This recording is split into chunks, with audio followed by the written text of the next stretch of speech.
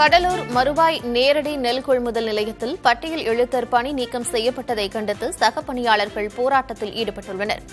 நெல் மூட்டைக்கு 50 ரூபாய் லஞ்சம் வாங்கியதாக பட்டியல் எழுத்தர் வேல்முருகன் பணியிடை நீக்கம் செய்யப்பட்டதை கண்டித்து கடலூர் நுகர்பொருள் வாணிபக் கழக அலுவலகம் முன் நூற்றுக்கணக்கான பட்டியல் எழுத்தர்கள் ஆர்ப்பாட்டத்தில் ஈடுபட்டனர். லஞ்ச பணத்தில் இடவாடகை, கூலி, உள்ளூர் அரசியல்வாதிகள் மற்றும் அதிகாரிகளுக்கு பங்கு செல்வதாக பகீர் குற்றச்சாட்டுகளை முன்வைத்துள்ள அவர்கள் பட்டியல் எழுத்தர்கள் மட்டும் பணம் வாங்குவதாக குற்றம் சாட்டுவது நியாயமல்ல என்றும் குறிப்பிட்டுள்ளனர். லோடு மேனுக்கு 20 ரூபாய், லாரி மாமூல் பாத்தீங்கன்னா 15 ரூபாய் கொடுக்குறோம். ஓகேங்களா?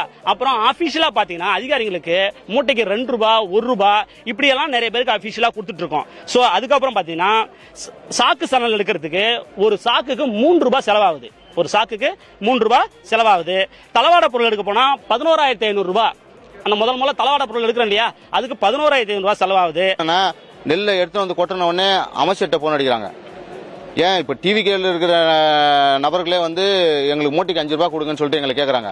அதுமாதிரி ஆளுங்கட்சியில இருந்தவங்களும் ஆண்ட கட்சியில இருந்தவங்களும் அவங்களும் அதே மாதிரி இடத்திற்கான ரூபாய் 500 ரூபாய் பெற்றிருக்காங்க. எல்லாருமே படிச்சு பட்டதாரிகளா இருந்து நமக்கு வந்து பணி நிரந்தரம் கிடைக்கும். இந்த சாக்கடைன்னு சொல்லக்கூடிய இந்த லஞ்சம்னு சொல்லக்கூடிய இதுல வந்துட்டு தெரியாம இதுல அகப்பட்டு இதுல இருந்து நம்ம விடுபட்டு போயிட்டு பணி நிரந்தரம் கிடைச்சதுன்னா நம்ம நல்லா இருக்குன்னு பாக்குறோம். ஆனா அதுக்கும் பாத்தீங்கன்னா இந்த மினிஸ்டர் சொல்லியிருக்காரு, கோர்ட் இருக்குது, வழக்கு இருக்கு, அதனால உங்களுக்கு பணி நிரந்தரம் கிடைக்கல.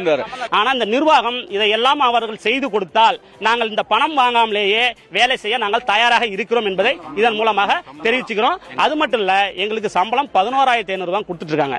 அந்த 11,500 ரூபாய் வச்சு எங்களுடைய குடும்பத்தை நாங்கள் ஓட்ட முடியாது.